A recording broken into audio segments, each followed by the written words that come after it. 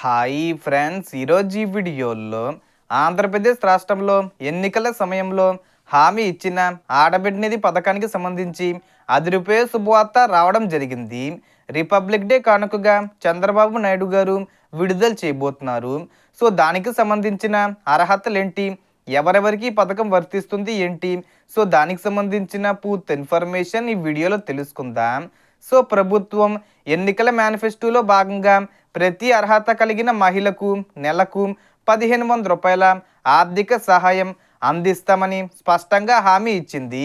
ఈ పథకం ముఖ్యంగా ఇంట్లోనే ఉండి బయట ఉద్యోగాలకు వెళ్ళలేని మహిళలు, కుటుంబ అవసరాల కోసం పూర్తిగా భర్తల ఆదాయంపై ఆధారపడుతున్న మహిళలకు ఆర్థిక భరోసా ఇవ్వాలనే ఉద్దేశంతో తీసుకొచ్చినదిగా ప్రభుత్వం చెబుతుంది.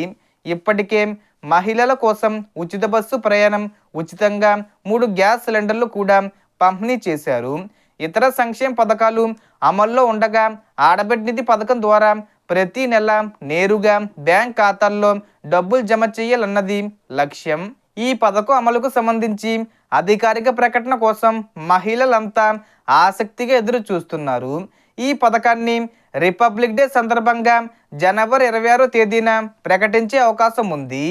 అలాగే ఈ పథకానికి సంబంధించి ప్రతి నెల 1500 రూపాయలు కాకుండా ఒకేసారి 18,000 రూపాయలు విడుదల చేయాలని కూడా ప్రభుత్వం ఆలోచిస్తుంది. దాని మీద కూడా క్లారిటీ వచ్చే అవకాశం ఉంది.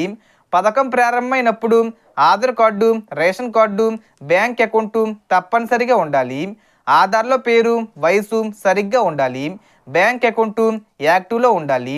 కుటుంబ ఆదాయం, ప్రభుత్వ ఉద్యోగం ఉన్నదా లేదా అనే అంశాల ఆధారంగా అర్హత నిర్ణయించే అవకాశం ఉంది.